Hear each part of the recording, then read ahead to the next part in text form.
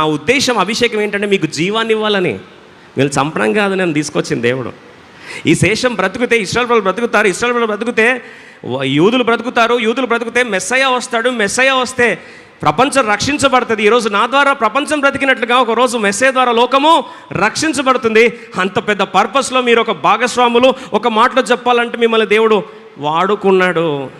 మీకు అది అర్థం కాలేదు కాబట్టి నేను మనస్ఫూర్తిగా క్షమించడమే కాదు, మిమ్మును మీ పిల్లల్ని ఏం చేస్తా, పోషిస్తా. ఇది దేవుని మనసు.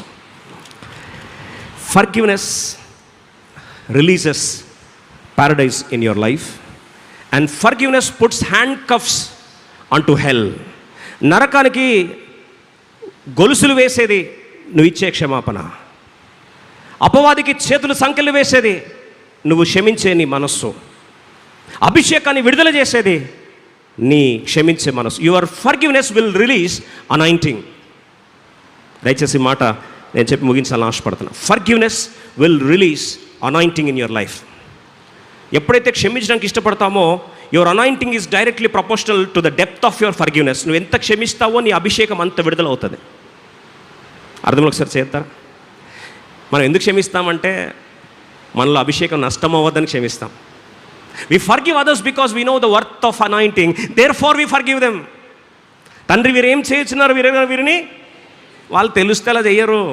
తెలియక పిల్లోలు, బచ్చగాళ్ళు, పొర్రగాళ్ళు, అమాయకులు, ఏం తెలియని వాళ్ళు కాబట్టి అరే పిల్లోళ్ళు అనుకొని క్షమిస్తున్నాను నేను వారిని, బికాజ్ వాళ్ళు తెలియకుండా మాట్లాడుతున్నారు. అది యేసుప్రభు నైత్యం. పరలోక రాజులు ఏం చేశాడు, క్షమించేసరికి కర్లూరు శిలలో వెంటనే ఏమన్నా తెలుసా, నేడు నీవు నాతో కూడా పరదేశం. ఏం తెరవబడింది, ఏం తెరవబడింది, పరదేశ్. ఈరోజు క్షమించలేని ఆయాసం పెట్టుకున్నావు, అది నీ ఆరోగ్యాన్ని పాడు చేస్తుంది. పగ తీర్చుట ఎవరి వశము, దేవుని వశం. దేవునికి వదిలే. ఒక మాట చెప్పి నేను ముగించాలని ఆశపడుతున్నా. 42వ అధ్యాయము 7వ వచనంలో యోబు గ్రంథంలో ఒక మాట ఉంది. యోబుని మస్తు చాలా మాటల గాయం చేత హర్ట్ చేశారు. నోటి మాటల ద్వారా కలుగు గాయాల. ఎవరు, తన పక్కన ఉన్న ఫ్రెండ్సే. కొన్నిసార్లు ఈ గాయాలు ఎక్కడి నుంచి రానక్కర్లే, ఆల్రెడీ నువ్వు నిండా మునిగి ఉండొచ్చు. యోబులాగా అన్నీ పోయినాయి. యెహోవా ఇచ్చాను, యెహోవా తీసుకొని నువ్వు ఏదో అంతనావలికి పాట పాడుతుంటే మళ్ళీ దాని మీద కూడా చేంజ్ చేస్తారు. నువ్వు బతుకు సక్కలు ఇట్లా చదవట్లేదని పాపం బిల్దాదు, జోఫర్ రండి చదువుదాం. 42వ అధ్యాయం 7వ వచనంలో బిల్దాదు, జోఫర్, ఎలిఫజీ ముగ్గురు కలిసి ఇంకా అబాండాలు ఎంత వేశారంటే ఇంకా పాపము యోబుకు పాపం ఒక మంచి వాగ్దానం ఉంది. నోటి మాటల ద్వారా కలుగు నొప్పి అంట. రండి చదువుదాం. యెహోవా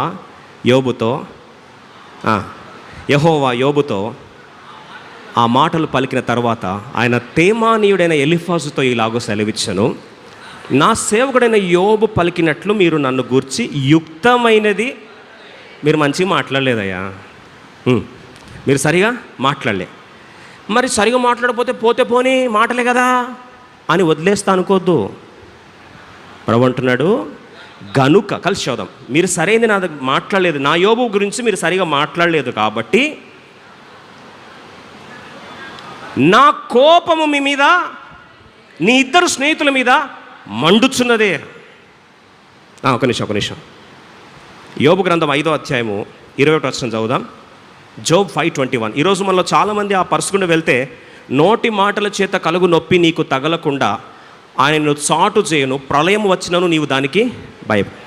మంచి వాగ్దానం ఉన్నప్పటికీ యోబు జీవితంలో ఈ మాటలన్నీ ఏం చేశాయండి, ఆల్రెడీ దెబ్బతిన్నోడి మీద వచ్చి ఇష్టం వచ్చినట్టు నువ్వు ఇట్లా లేదు కాబట్టి అట్లయింది, అట్లా లేదు కాబట్టి ఇట్లయింది, నువ్వు ఇది చేస్తుంటే అది అయ్యేది కాదు, అది చేస్తుంటే ఇది కాదు, నీ పిల్లల బతుకులు బాగా లేకుండొచ్చు, అందుకొరకు దేవుడు తీరు. పాపమైన ప్రతిరోజు పిల్లల గురించి ఏం చేశాడు, బలి అర్పించాడు. దహన బలి, ప్రార్థన కూడా చేసి సరిపోలే, దహన బలి అర్పించాడు ప్రతిరోజు. ఎవరిస్తారండి, ప్రతిరోజు ఒక్కొక్కరి దగ్గరికి వెళ్ళి దహన బలి అర్పించే అంత నమ్మకంగా జీవిస్తే, ఇప్పుడు వీళ్ళు మాట్లాడుతూ నీ పిల్లలు బహుశా పొరపాటు చేసి ఉండొచ్చు, నువ్వు ఎందుకు అలా మాట్లాడతావు, సోనీతిగా నువ్వు చేస్తావు, ఇదేం చేస్తావు, దెప్పి పొడిచేసరికి అన్ని గాయాలు, పాపము ఆల్రెడీ శరీరంలో గాయాలు, మానసిక గాయాలు, నోటి మాటల గాయాలు, అన్ని గాయాలతో ఇంకా బ్రేక్ అయిపోయి ఉన్నాడు. ఎవరండి, ఇప్పుడు దేవుడు యోబు ఫ్రెండ్స్ పిలిచి అన్నాడు, మీరు మాట్లాడేది కరెక్ట్ కాదు, మీరు అనుకున్న నేను వినలేదు అనుకున్నారు, అన్నీ విన్నాను, నా ఒళ్ళు మండుతుంది, కోపం రగిలిపోతుంది. నా కోపం చల్లారాలంటే ఒకటే పరిష్కారం. నా కోపం చల్లారాలంటే ఒకటే పరిష్కారం. 9వ వచనం, 8వ వచనం, 8. కాబట్టి 7 ఎడ్లను 7 పొట్టేళ్లను మీరు తీసుకొని నా సేవకుడైన యోబు వద్దకు పోయి మీ నిమిత్తము దహన బలి అర్పింపవలెను. అప్పుడు నా సేవకుడు యోబు మీ నిమిత్తము ప్రార్థన చేయను. మీ అవివేకమును బట్టి, అంటే మీరు ఒక ఫూల్స్ లాగా మాట్లాడారు, ఫూలిష్ పీపుల్గా మిమ్మల్ని శిక్షింపక ఉండున్నట్లు నేను అతనిని మాత్రం అంగీకరించాను. ఎవరిని అంగీకరిస్తా? ఎవరి మీదైతే మీరు ఇష్టానుసారంగా మాట్లాడారో ఆయనే వచ్చి మీకు ఏం చేయాలి? ఆయన దగ్గరికి మీరు పోయి ఏం చేయాలి? ఆయన దగ్గరికి వెళ్ళి బలి అర్పించి, అయ్యా ప్రేయర్ చేయ మా కొరకంటే ఆయన కానీ మిమ్మల్ని క్షమించి ప్రార్థన చేస్తే అప్పుడు నా కోపం ఏమవుతుంది? సలార్. 41 అధ్యాయాలు ఫ్లోలో తిట్టిన వాళ్ళకి 42 అధ్యాయాలు 7 పొట్టేలు 7 తీసుకొచ్చి, అయ్యా బాంచాను, సారీ, ఏం మాట్లాడి తెలియక జోష్లో మాట్లాడేసాము, క్షమించయ్యా, నువ్వు క్షమిస్తే తప్ప, నువ్వు మాకు ప్రార్థిస్తే తప్ప దేవుడు మమ్మల్ని మీద కోపము సల్లారదంట అని చెప్పాలంటే ఎంత హారిబుల్గా ఉంటుంది. పరీక్ష తప్పు చేసినోడికే కాదు. It's not only for an offender but it's also for the offended. గాయపడ్డ యోబు కూడా ఏం చేయాలంట? 10వ వచనం చూడండి, బాధకరమైన మాటే. మరి యోబు తన స్నేహితుల నిమిత్తము ప్రార్థన చేసినప్పుడు, చాలు. ఇప్పుడు యోబు కూడా కష్టమే కదండి, ఇన్ని బూతులు తిట్టిన తర్వాత యోబు ఏం చేయాలి? వాళ్ళ గురించి ప్రార్థన చేయాలి. ఇద్దరికి పరీక్ష. తప్పు చేసినోడికి, ఇష్టం వచ్చినట్టు మాట్లాడినోడికి, నిందించినోడికి, కామెంట్ మాట్లాడినోడికి బలి అర్పించాలి, లేదా దేవుడు కోపం చల్లారదు. దెబ్బలు తిన్నోడికి, రిసీవర్కి, గాయపడ్డోడు కూడా ఏం చేయాలి? వెళ్ళి ఇప్పుడు ప్రార్థన చేయాలి. ఇప్పుడు చూడండి, తప్పు చేసినోడు క్షమాపణ అడిగి ప్రార్థన చేయించుకుంటేనేమో వాడికి కోపం దేవుని కోపం ఏమవుతుంది? చల్లారుతుంది. గాయపడ్డోడు అంటే విక్టిమ్ ఎప్పుడైతే ప్రార్థన చేసి క్షమిస్తాడో ఆయనకు వచ్చే బ్లెస్సింగ్ ఏంటట? రండి చూద్దాం. యోబు తన స్నేహితుల నిమిత్తము ప్రార్థన చేసినప్పుడు యెహోవా అతని క్షేమ స్థితిని మరలా అతనికి దయచేస్తున్న. మరి యోబునకు పూర్వం కలిగిన దాని అంతటికంటే 2 అంతలు అధికముగా యెహోవా అతనికి దయచేసను. ఎన్నంతలు? 2 అంతలు. See, forgiveness will release double portion of restoration. క్షమించుట నీకు 2 అంతల సమకూర్పునిస్తుంది. క్షమించుట అభిషేకాన్ని ఇస్తుంది, క్షమించుట 2 అంతల సమకూర్పునిస్తుంది. ఏమేమి పోయిందో ఇంట్రెస్ట్తో పాటు ఎంత వస్తుంది? డబుల్ వస్తుంది. 1,00,000 పోయిందా? 2 లక్షలు ఇస్తాడు దేవుడు. క్షమించడం ఇష్టపడితే restoration will begin right now. అందుకొరకే పరలోక ప్రార్థనలో మత్తయి సువార్త 5:6-15 అంటాడు ఒక అద్భుతమైన మాట. 6:15, Matthew 6:15. మీరు మనుషుల అపరాధములను క్షమింపకపోయినడల్లా మీ తండ్రియు మీ అపరాధములను, మనము ఇతరులను క్షమిస్తే దేవుడు మనల్ని ఏం చేస్తాడు? క్షమిస్తాడు. ఆఖరి మాట, యోసేపు క్షమించడానికి ఇష్టపడ్డాడు. ఎందుకంటే he didn't want the anointing to be compromised. Job because he didn't want the double portion of blessing to be compromised. ఈరోజు ఏమైనా ఇష్టం వచ్చినట్టు మాట్లాడుంటే, గాయం చేస్తుంటే వెళ్ళి క్షమాపణ అడగకపోతే దేవుని కోపం నీ మీద రాకముందే నువ్వు క్షమాపణ అడిగితే నీకు మంచిది. యోబు చేయని తప్పుని ఇష్టం వచ్చినట్లు యోబు గురించి 41 అధ్యాయాలు మాట్లాడవచ్చు, కానీ దేవుని కోపం చల్లారక ముందే వెళ్ళి క్షమాపణ అడుగు, అది నీకు మంచిది. దేవుని కోపం ఏమవుతుంది? చల్లారుతుంది. ఇప్పుడు ఎవరన్నా నీ గాయపరుచున్నారా? పెద్ద మనసుతో నువ్వు క్షమించు, అప్పుడు నీకేమవుతుంది? 2 అంతల సమకూర్పు. యోసేపు అయితే ఇంక ఎక్స్ట్రా మైల్ అన్నాడు, మిమ్మును మీ పిల్లల్ని ఏం చేస్తా?